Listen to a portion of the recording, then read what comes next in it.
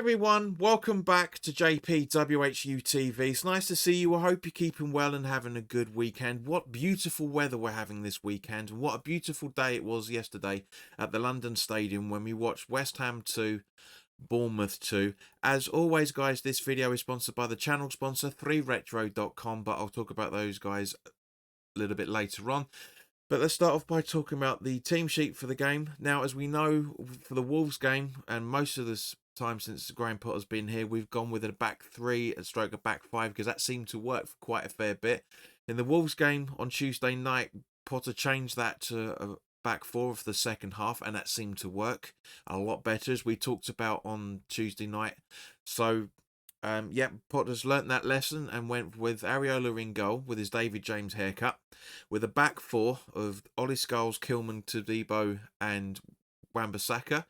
Alvarez and what looked like for the majority of the game Ward-Prowse in the defensive midfield positions, with Kudus, Paquetá and Souček in the attacking midfield positions behind Jared Bowen up front. So a very, very good lineup at the time. I said to Bill and Dennis in the pub beforehand, I thought we were going to lose the game 2-1. I wasn't very confident going into this game in any shape or form. And the first few minutes of the game, we certainly proved, well, certainly for the first half, we certainly proved that to be the case, that it was a very, very nervy, very, very disjointed performance from West Ham. Don't get me wrong, Bournemouth could have been 3-0 up at half-time. They really genuinely could. They had some very, very good chances. Their first shot going just wide. The second shot obviously going in off the mistake from Areola made at the 37th, 38th minute, and Evan Nilsson's got his first goal of the game.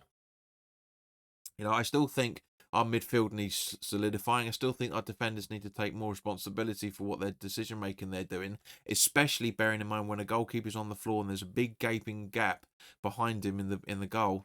Nobody was trying to get on the line to make sure everything was okay. I know everybody's very confident in Areola, but he does make mistakes, and as a result, you've got to have a backup just in case. I mean, we could have cleared that ball off the line when Evan Nilsson did put it in the back of the net, but there was no player to do so, so we're 1-0 down going into half time.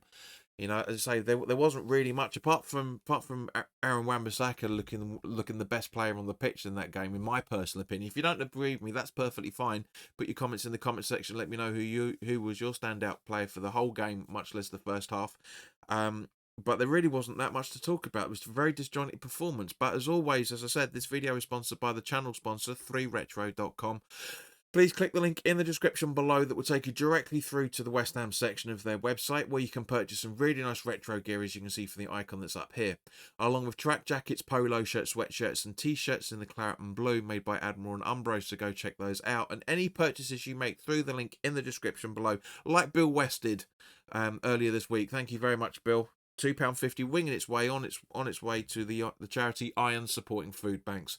They're based in the Newham area, and they're helping those in the Newham area and the Essex County and further afield for that matter, as they're currently supporting close to, if not over 90 separate food banks, probably by the time of this recording. So guys, go grab yourself a really nice retro shirt. You'll be saving yourself a few quid, and you'll be helping those that are less fortunate than you and I, as Bill has. But if you want to make a donation directly to the charity, but you don't want to make an affiliate link purchase, there is their Just Giving Fund link in the description below.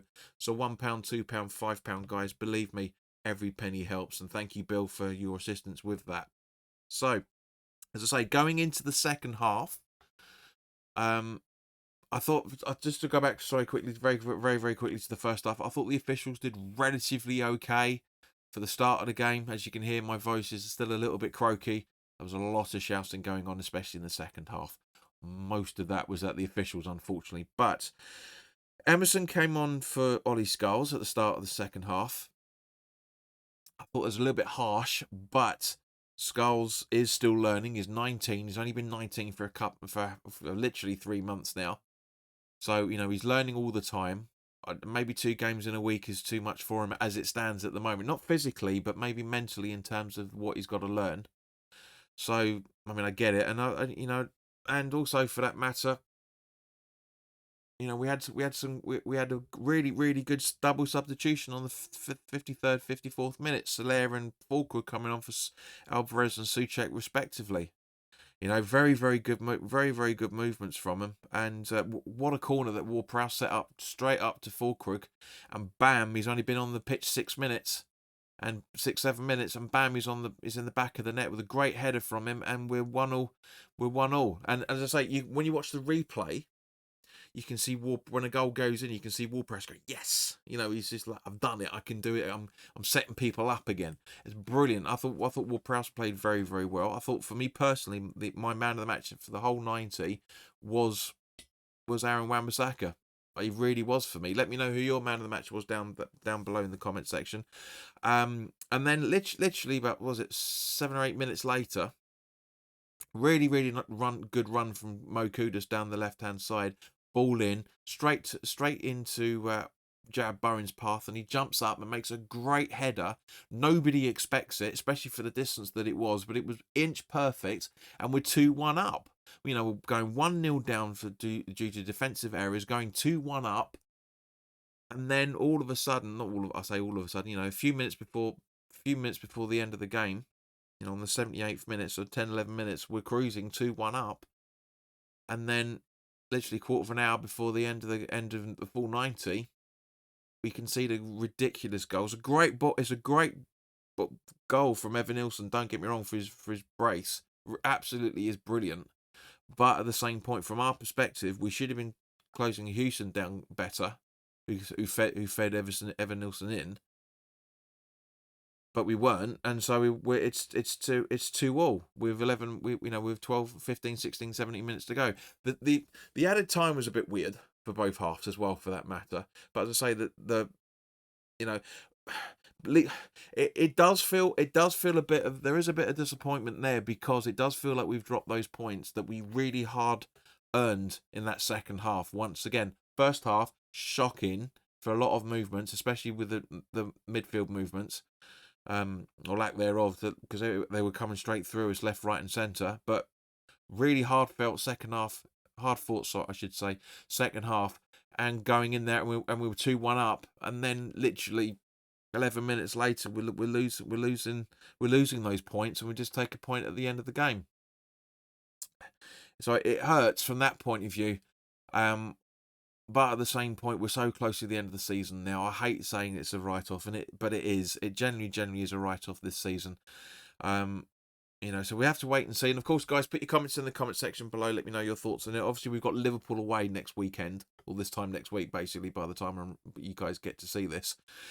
So, you know, it's going to be a hard one. There's going to be a lot of